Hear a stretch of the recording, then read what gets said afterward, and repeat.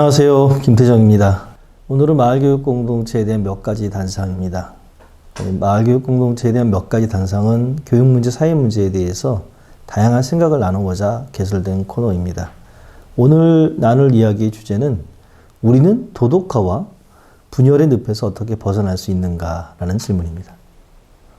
사람들은 매우 합리적인 것 같지만 사실은 매우 비합리적인 주장에 휘둘리는 경우가 많습니다. 심리학에서는 이를 도덕화라고 합니다. 낸시 맥윌리엄스에 따르면 도덕화는 합리화의 친척으로 사람들이 무언가를 합리화할 때는 무의식적으로 자신의 결정을 정당할 인지적 근거를 찾는다고 합니다. 이에 비해 도덕화는 그런 결정을 따르는 것이 의무라고 느낄 수 있는 방법을 찾는다고 합니다. 한마디로 도덕화는 원하는 것을 도덕적 의무의 영역에 집어넣는다는 것이죠.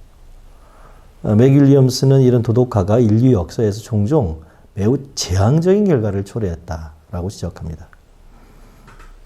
제가 그를 직접 인용해 보겠습니다.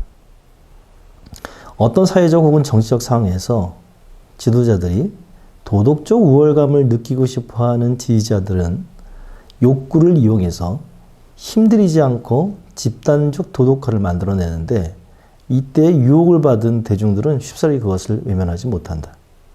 식민지의 자원을 약탈하면서도 그곳에 사는 사람들에게 수준 높은 문명을 제공한다고 믿었던 식민주의자들의 신념도 도덕화에 좋은 예가 된다. 아돌프 히틀러는 엄청난 수의 추종자들에게 인류의 윤리적, 영적 향상을 위해서는 유대인과 다른 열등한 집단들을 제거해야 한다고 설득했고 이를 통해 그 자신의 살인 환상을 마음껏 탐닉할 수 있었다. 근래 미국에서는 테러와의 전쟁을 명분으로 유서 깊은 인권 보호의 폐기가 정당화되었다. 윌리엄스는 도덕화는 분열이 발달적으로 진보한 것, 선악을 조악하게 구분하던 원시적 경향에서 넘어온 것이다 라고 진단합니다. 그렇다면 분열은 무엇일까요? 분열은 한 대상을 좋게만 혹은 나쁘게만 보는 상태로 인간의 발달 과정에서 분열은 인간이 언어를 갖기 전의 시기에 기원한다 합니다. 아주 어린 아이, 유아는 모든 것을 좋은 것과 나쁜 것으로 지각하는데 이는 큰 것과 작은 것의 차이에 대한 지각과 더불어 유아가 경험을 조직하는 매우 일차적인 방법입니다. 인간은 대상에 대한 어떤 항상성 개념을 갖기 전에는 양가 감정을 가질 수 없다는 거죠. 이러한 분열이 성인이 돼서도 어른이 되어서도 원시적 방어 기제의 하나로 작동되는데요. 인류 역사에서는 끊임없이 이것이 반복되어 나타났습니다. 그것은 바로 세상을 이원론으로 보는 거죠. 윌리엄스는 다음과 같이 시작합니다. 제가 인용문을 읽어보도록 하겠습니다. 성인들의 일상생활에서도 분열은 복잡한 경험들, 특히 혼란스럽고 위협적인 경험을 이해하는 강력하고 매력적인 방법으로 여전히 우리들 속에 남아있다. 정치학자들은 내부에 좋은 사람들이 외부의 사악한 무리들과 싸우는 구도를 만들어서 적대방을 키우는 것이 문제와 갈등이 많은 집단에게 얼마나 매력적인지를 증언할 수 있을 것이다. 선과 악, 신과 악마, 카우보이와 인디언, 테러리스트에 맞서는 자유세계, 가증스러운 관료체계에 맞서는 고독한 내부 고발자, 마치 마니교도들의 이분법적과 같은 시각이 현대의 서구 문화의 신화처럼 널리 퍼져 있다. 어떤 사회든 그 사회를 지탱하는 기본적인 신념이나 민속에서 이와 비슷한 분열의 이미지를 볼 수 있다. 한 개인이 발달하는 과정에서 아주 어릴 때는 분열이라는 방어 기제를 쓰는데 이게 성인이 돼서 쓰기도 하고 조금 세련됐지만 이건 도덕화라는 형태로 나타나면서 세상을 이분법적으로 바라본다는 거죠. 이것은 집단 착각과 연결됩니다. 영어로는 collective illusions 이렇게 되어 있는데요. 집단적 오류와 집단적 광기가 이로부터 비롯된다는 겁니다. 토드 로즈라는 사람은 현대인들이 집단 착각에 빠져 있음을 통렬히 비판한 바가 있습니다. 그는 대중의 미망과 광기가 현대 속에서도 수많은 벌거벗은 임금들을 반복적으로 만들게 된다고 지적합니다. 그의 이야기를 직접 인용해 보겠습니다. 우리는 어떤 정보나 이유를 제공받지 않은 채 다른 사람의 행동이나 생활 방식을 모방한 일에 쉽게 빠져들고 만다. 이런 흐름은 결국 우리를 집단 착각으로 이끌어들이며 그리하여 우리는 조작당하고 관리당하기 쉬운 처지로 전락한다. 불행하게도 우리는 언제나 연쇄 반응의 수동적 피해자만은 아니다. 첫 번째 행위자를 모방하면서 특히 첫 행위자를 모방한 첫 번째 추종자가 되면서 우리는 부지불식간에 집단 착각을 형성할 뿐만 아니라 굳건하게 만드는 결과를 불러오곤 하는 것이다. 최근에 토드로즈의 집단 착각이라는 책에서 인용했습니다. 사실 대중들이 이런 경영에 대한 지적은 오래전부터 있었죠. 프랑스의 규스타프 루봉이라는 사람은 1895년 군중의 심리 구조를 분석한 바가 있습니다. 이른바 군중심리라는 책인데요. 그 주요 대목을 한번 제가 읽어보겠습니다. 군중심리가 드러나는 가장 괄목할 만한 특징이 있다. 군중을 형성한 개인들이 누구든 그들은 생활 양식, 직업, 성격, 지능이 유사하든 아니든 그와 상관없이 그들이 군중으로 변모했다는 사실, 그들을 하나의 집단 정식에 소속시켜버린다. 이러한 집단 정신은 군중에 포함한 개인들이 고립된 개인들과 매우 다르게 느끼고 생각하고 행동하도록 조장한다. 하나의 생명체를 구성하는 세포들이 흩어졌다 재결합하면서 각 세포가 단독으로 소유하던 성격들과는 매우 상이한 성격들을 드러내는 새로운 생명체를 형성하듯이 군중심리로 이질적 요소들이 잠시 재결합되어 형성된 일시적인 것이다. 그 원인들을 조금이라도 파악하려면 현대심리학이 진리로 규정한 사실, 즉 모든 무의식적 현상들을 유기체의 생활뿐만 아니라 정신의 의식적 생활보다는 무의식적 생활이 훨씬 중요하다는 것을 주목해야 한다. 이런 성격의 일반적인 성질들은 우리가 의식하지 못하는 힘의 지배를 받을 수밖에 없고 각자가 속한 민족 혹은 민속의 대단히 동등하고 정상적인 개인들의 다수결에 따를 수밖에 없다. 다시 말하면 군중의 공통 속성으로 변하는 것은 정확히 이런 성질들의 말이다. 집단 정신에 사로잡힌 개인들의 지적 재능은 약해지고 그 결과 그들은 개성도 약해진다. 이질성은 동질성에 압도당하고 무의식적인 성질들이 우위를 차지한다. 이 이야기를 듣다 보면 분열과 도덕화라는 것이 개인적 차원의 방어 기제로 그치는 것이 아니라 집단적 수준에서도 발현될 수 있고 우려스럽고 심지어 매우 파괴적인 상황을 반복적으로 만들어낼 수 있음을 알 수 있습니다. 분열은 때로 집단과 집단 간의 갈등으로 때론 원시적 종족주의와 다를 바 없는 형태로 나타나기도 하고 다양한 사회적 갈등을 만들어냈는데요.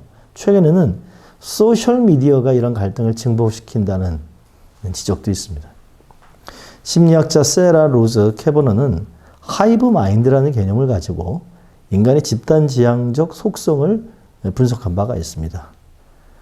그녀가 말하는 하이브 마인드에 대해서 설명을 좀 인용해 보겠습니다.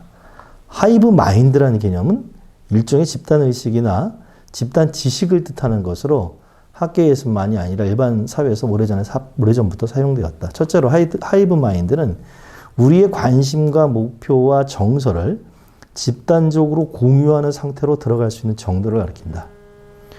둘째로 하이브 마인드는 우리가 안다고 생각하는 것이 독자적인 경험과 결정에 의해 알게 되는 것이 아니라 집단적으로 형성하는 것이라는 원칙을 가리킨다. 이 하이브 마인드는 동조화 현상과 연결된다는 게 세라 로즈 캐버너의 주장인데요. 동조화 자체는 반드시 나쁜 건 아닙니다. 하지만 이 동조화가 특히 소셜미디어에 의존하는 동조화로 치달을 경우 매우 부정적인 결과를 낳을 수도 있습니다. 소셜미디어를 통해 우리는 무리짓기를 하고요. 무리 밖의 사람들을 이른바 탈인간화하기도 합니다. 이에 대해서 세라 로즈 캐버너의 지적을 한번 제가 인용해 보겠습니다. 탈인간화, 디휴머나이제이션. 이것은 인간이 범한 최악의 활동과 결부된 특정한 평가를 가리킨다. 우리가 다른 사회 집단에 속한 사람들을 인간 이하의 존재, 즉 인간 다음에 필요한 완전한 정신적 능력을 갖추지도 못한 존재를 인식할 때 탈인간화가 일어난다. 탈인간화는 외집단을 지능도 낮고 공간 능력도 부족하다고 묘사한다. 탈인간화된 언어가 우리를 구역질나게 하는 것들, 그런데 바퀴벌레와 배설물을 외집단과 결부짓는 것은 결코 우연의 일치가 아니다. 그러나 탈인간화는 무관심, 즉 공감 능력의 부재로 이어질 수 있다. 인류의 역사에서 결코 용납할 수 없는 순간들을 샅샅이 뒤져보면 사회 집단 전체를 설치류나 벌레, 질병 혹은 악취를 풍기는 피조물이나 쓰레기로 비유하는 언어, 즉 탈인간화의 언어가 발견된다. 이런 탈인간화, 또 나와 다른 집단을 갈라치는 것, 이것은 크게는 분열이기도 하지만 또 다른 측면에서는 편향의 문제와 맞물려 있습니다. 키스 이 스타노비치는 사람들을 가르는 이 편향의 문제를 지적했습니다. 편향은 사고 오류로 이어지는 잘못된 추론이죠.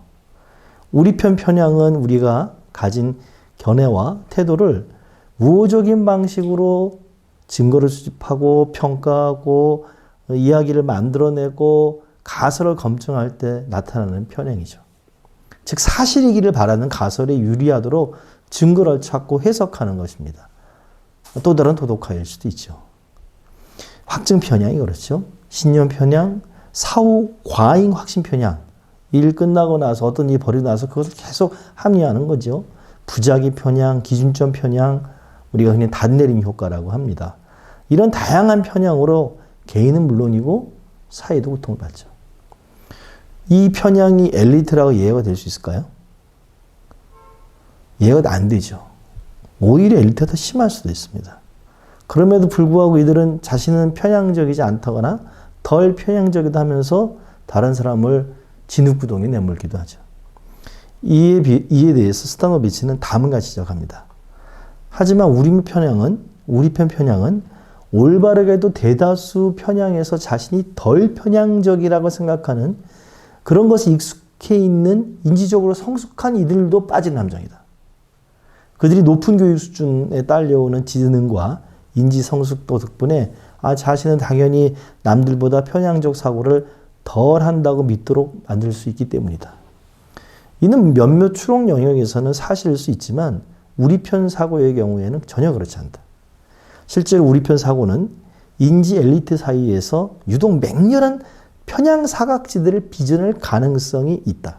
만약 당신이 높은 지능의 소유자라면, 교육을 많이 받았다면, 그리고 이념적 관점에 대단히 열성적이라면 스스로 자신의 견해를 의식적으로 선택했다고 생각할 가능성이 농후하다. 심지어 당신은 스스로의 믿음이 자신이 속한 사회 집단에서 온 것이고 그것을 지니게 된 본인의 기질이고 선천적 심리 형성과 잘 맞아떨어지기 때문임을 보통 사람보다 더 알아차리지 못할 소지마저 있다. 스타노비치의 우리 편 편향이라는 책에서 제가 인용했는데요. 그렇습니다. 우리 사회는 지금 분열되어 있습니다. 분열된 사람은 스스로 편향된 것을 모르죠. 분열된 사람들은 상대방을 비난하면서 자신은 절대적으로 옳고 상대방은 절대적으로 틀렸다고 생각합니다. 마치 유아가 한 대상을 좋게만 혹은 나쁘게만 보는 상태와 있는 것과 크게 다르지 않죠. 이를 정당하는 것이 심리학엔 도덕화라고 했죠. 그 도덕화의 출발은 분열이 있었습니다. 자신의 행위가 도덕적 행위라고 굳게 믿으면서 잘못된 행동임에도 그것을 정당화하는 것이죠. 이 정당화에 엘리트들이 참여하고 있습니다.